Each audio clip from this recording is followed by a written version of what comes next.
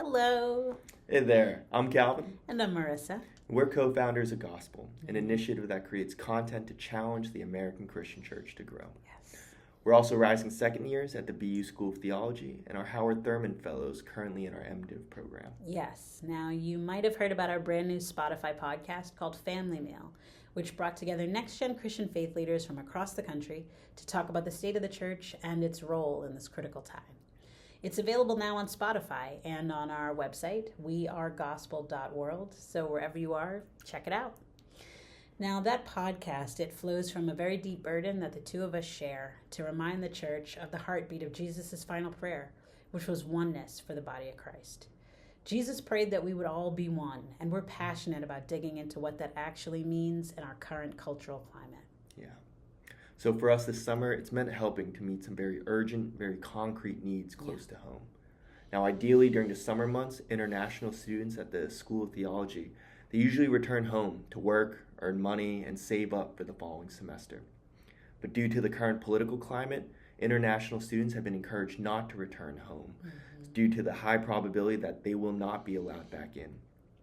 So according to student visa regulations, students may be employed for up to 40 hours per week, but only through BU during the summer months. Yeah.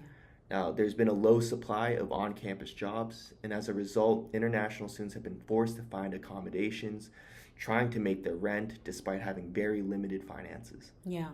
Now, while the university has been looking to assess the situation and try to figure out how bad it is, time is of the essence, and students really need our help right now. When the two of us heard about the need, we gathered a bunch of our friends, we started calling ourselves Students in Action, and we immediately started a GoFundMe back in May. We wanted to raise about $2,000 for 20 students just to try to cover food and rent, utilities, insurance, whatever it would take for them to get through the end of August.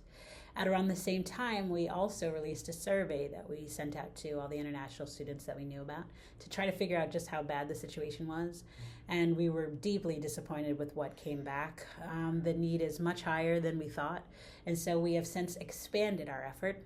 And we're now trying to raise $2,000 for 35 students in need to cover them through the end of the summer.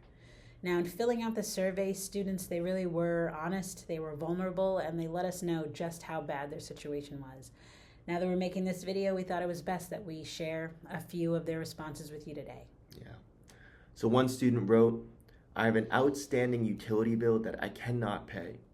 I earn barely enough money to pay my rent and really need help now." Yeah. Another wrote, "I only have an 8-hour per week job in the school library, but I have to pay $1,075 per month for my rent each month this semester. I'm really scared when I think about how I'm going to live through these months." A third student wrote, "I have an internship that I'm doing in order to be able to graduate, but it's unpaid. I'm working to up to 30 hours per week and don't have time to work another job. I really need help. And all I want to be able to do is pay my rent on time and buy food."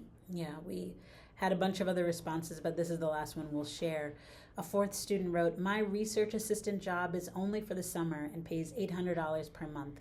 I don't have enough money to cover the required health insurance for international students for the upcoming academic year, which comes to $3,580. I can't apply for help from school again because that support is only available one time. And on top of that, I'll be paying even higher rent at the new place where I'll be living during the year. That's why I'm now seeking help to cover the high cost of health insurance."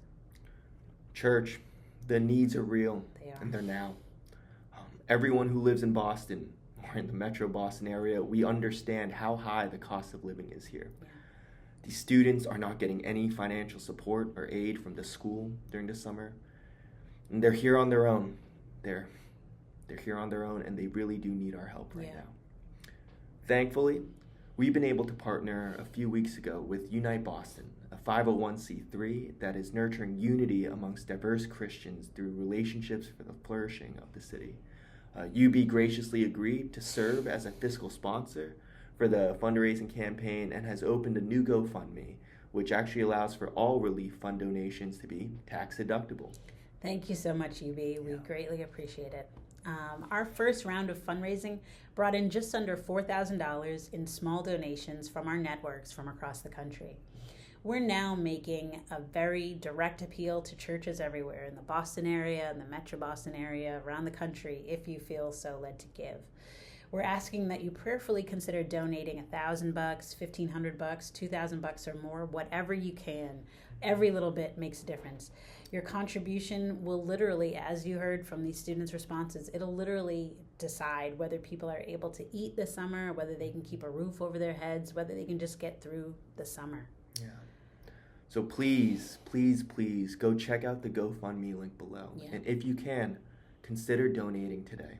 Mm-hmm. As Marissa said, we are called to be one. Yeah. And what that means is when someone is in need and we can do something about it, we are called to do so. So church, will you please consider supporting today? Yeah. Unite Boston is ready and willing and eager to receive and process your donations. We are now just waiting on you, church.